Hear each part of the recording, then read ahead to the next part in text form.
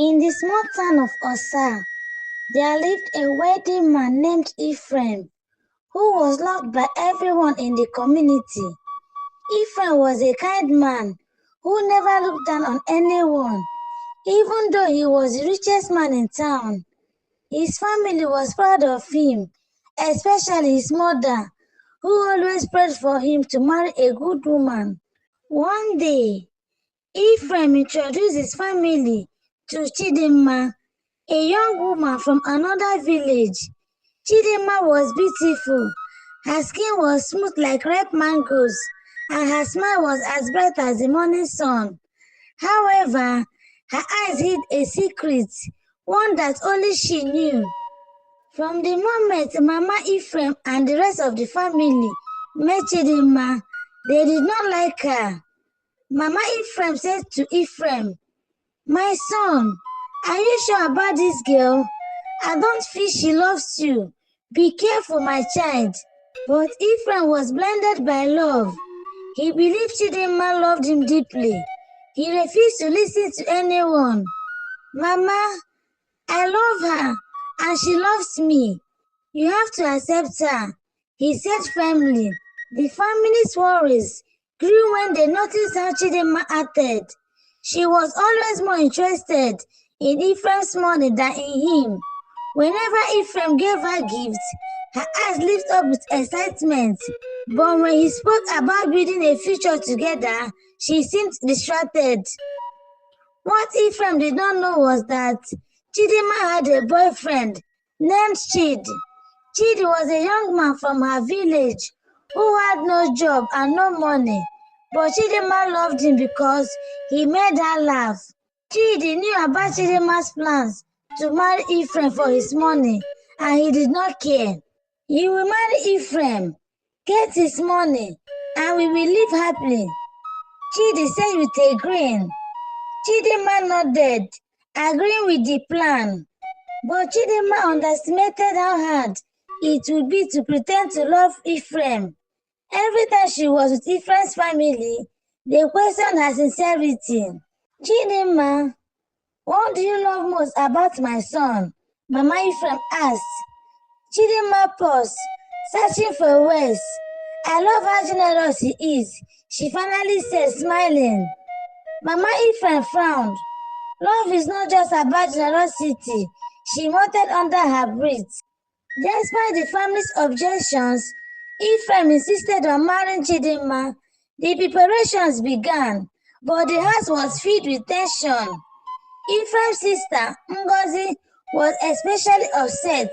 Ngozi shouted during one argument, "This girl is a gold digger. She is only here for your money, Ephraim. Open your eyes. This girl is going to read you. This girl is going to make you go broke. Please listen to her advice. Leave this girl." "Enough, Ngozi. You don't know her like I do. She loves me, and I love her back. So shut up or you go marry. Stop putting mouth in what that does not concern you. She is my wife to be, and I must marry her. So go get yourself a man, stupid girl." Ephraim yelled back, but Ngozi wasn't convinced.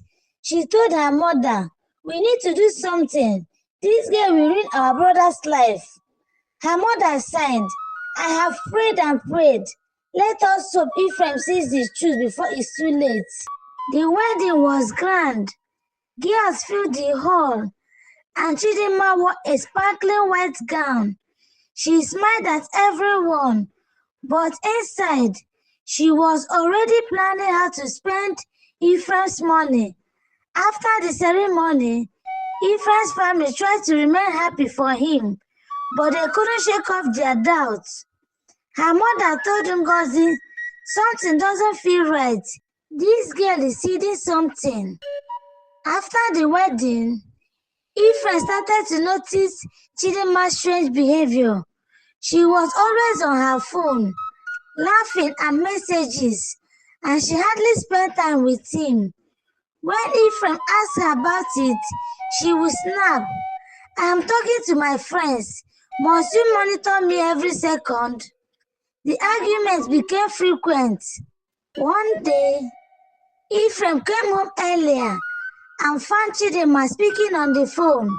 Chidinma said, not knowing Ephraim was listening, "Chid, don't worry. I will get the money. I will make sure that I use all my powers.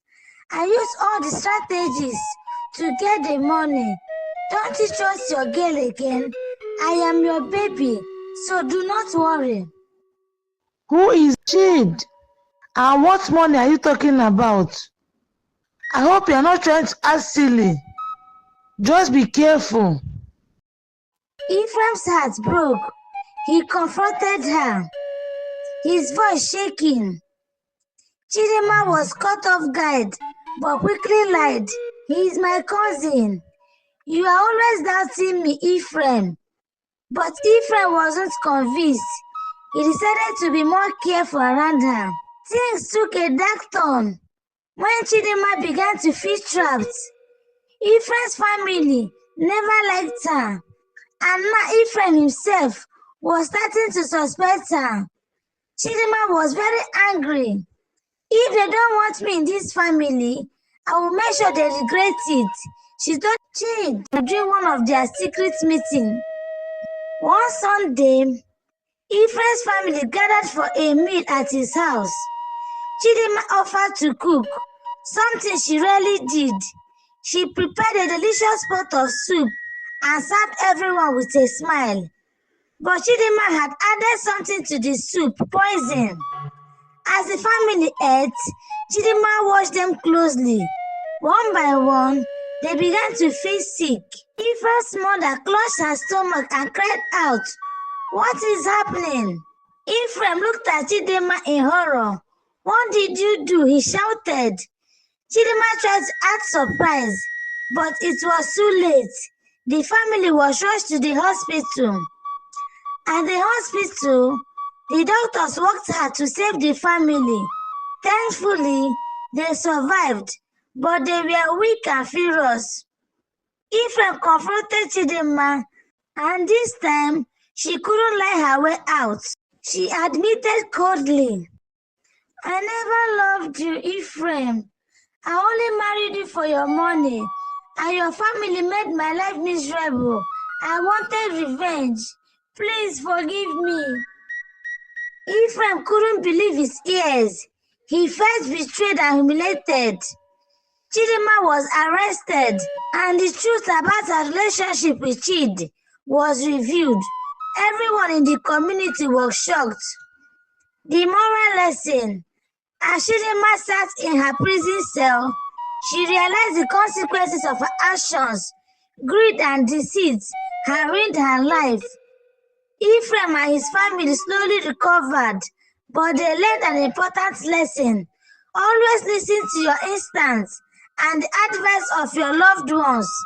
True love cannot be forced, and money can never buy happiness. The end. Thank you guys for watching my stories, and please come back for more interesting stories. I love you.